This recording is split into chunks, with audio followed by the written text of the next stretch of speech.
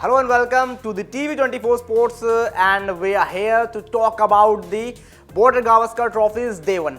जी हमने इससे पहले जब बात की थी, जब आपके साथ लंच में गुफ्तगू की थी, तो वहां पर थोड़ी सी समस्याएं थी।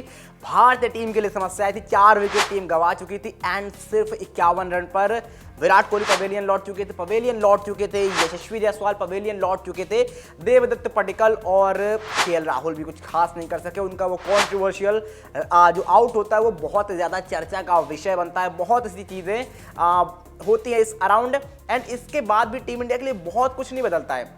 हालांकि इसके बाद टीम इंडिया जैसे तैसे आप देखोगे दे स्कोर्ड 150। जी हाँ, एटलीस्ट 150 का वो आंकड़ा उस माइलस्टोन को छू लेते हैं। बट क्या हमको लग रहा था ये इनफ होगा? मैं कह रहा था शायद नहीं।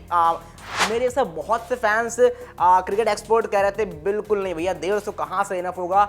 ऑस्ट्रेलिया के अंदर जाके आप सिर्फ 150 बनाओगे ऑस्ट्रेलिया के अगेंस्ट, तो कैसे इनफ होगा। लेकिन वो कहता है ना, बिल्कुल जज्बात बदल दिए, सब कुछ बदल दिया। जिस तरह से भैया वो वाली कहानी हुई है, ऑस्ट्रेलिया आती है और ऑस्ट्रेलिया भीगी बिल्ली बनकर रह जाती है अपने ही घर में। उस तरह का कुछ प्रदर्शन रहा है भारतीय गेंदबाजों का। भारतीय गेंदबाजों की बात करें तो बुमराह कॉन्कर्ड। जिस तरह से ऑस्ट्रेलियन बल्लेबाजों को छकाया शुरुआत में, 3 विकेट ले जाती, ऊपर के 3 विकेट, ख्वाजा, मैक्सवेनी एंड इसके बाद आप देखोगे तो स्टीव स्मिथ। पहली बॉल पर स्टीव स्मिथ को LBW कर चलता कर देते हैं एंड वो 3 विकेट जब मिलते हैं ना, उसके बाद अब फ्रंट वो चीज़ें सेट कर दे देते हैं। बाकी के जो उनके जूनियर बॉलर्स हैं जिनको बहुत ज़्यादा एक्सपीरियंस नहीं है, हालांकि उनमें से सिराज एक है जिनके पास एक्सपीरियंस जो है वो 2020-21 वाला टूर वहाँ पर वो थे, लेकिन बहुत ज़्यादा एक्सपीरियंस नहीं है। लेकिन अगर बाकी गेंदबाजों को देखोगे तो आप एक्सपीरियंस है उनमें फिर भी ऑस्ट्रेलिया में खेलने का भी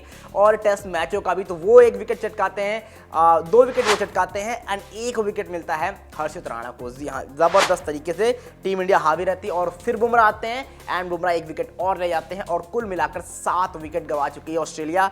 एज ऑफ नाउ 67 रन सिर्फ बनाए हैं।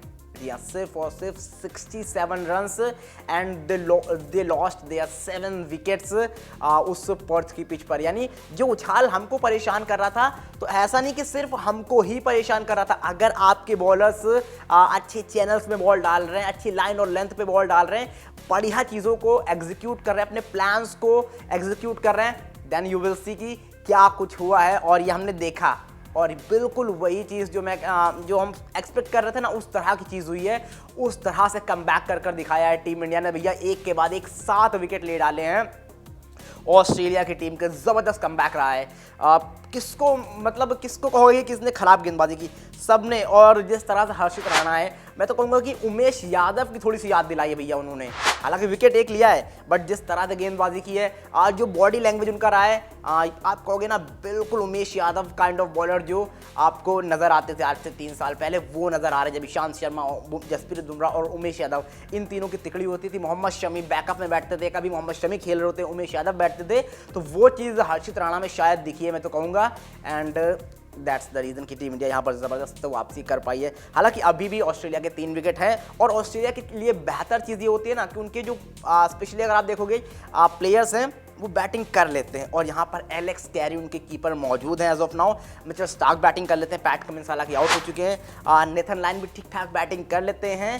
तो बस ये बढ़िया चीज़ है कि आपको विकेट चटकाने पड़ेंगे। ऐसा नहीं है कि ये टेल एंडर्स हैं तो इतनी आसानी से आपको विकेट देकर चले जाएंगे। तो टीम इंडिया को विकेट्स लेने पड़ेंगे, वो थोड़ा सा उनको मुसीबत में डालना पड़ेगा, परेशानी में डालना पड़ेगा। देन यू विल सी कि आप उनको ऑल आउट करने के और बढ़ चुके हो, ऑल आउट कर चुके हो। अदरवाइज चीज़ें अभी भी ऐसा नहीं कि बहुत बड़ी लीड है आपके पास। जी हाँ, यहाँ से 83 रन की लीड ज़रूर है आपके पास, बट आप जल्दी से जल्दी भैया आउट करने की सोचोगे। ऐसा नहीं सोचोगे कि हाँ थोड़ी सी पार्टनरशिप लग भी जाए तो कोई दिक्कत नहीं। जहाँ 2-3 चौके आए, 20-25 रन बने, देन सडनली आप देखोगे लीड कब 50 रन की हो जाएगी, पता भी नहीं लगेगा। तो वो है कि आपको विकेट चटकाने पड़ेंगे और विकेट चटकाना वही भैया यहाँ पर जो है वो सार होने वाला है, सारा सूत्र होने वाला है। और वो सूत्रधार कौन होगा? वो क्या बुमराह होंगे दोबारा से, क्या हर्षित राणा होंगे, क्या स्पिनर प्ले में आएंगे? ये बहुत चीज़ें कल देखने लायक होंगी। बाकी आप बताइए क्या लग रहा है, ये कहाँ पर जा रहा है गेम, किस तरह से आगे बढ़ रहा है? क्या लग रहा है कि किस तरह से ऑस्ट्रेलिया कितने रन बना पाएगा? क्या टीम इंडिया लीड ले पाएगा कि या फिर एलेक्स कैरी कुछ चमत्कार कर सकते हैं? जो भी आपको लग रहा है जल्दी जल्दी कमेंट करके बताइए क्या है आपकी राय।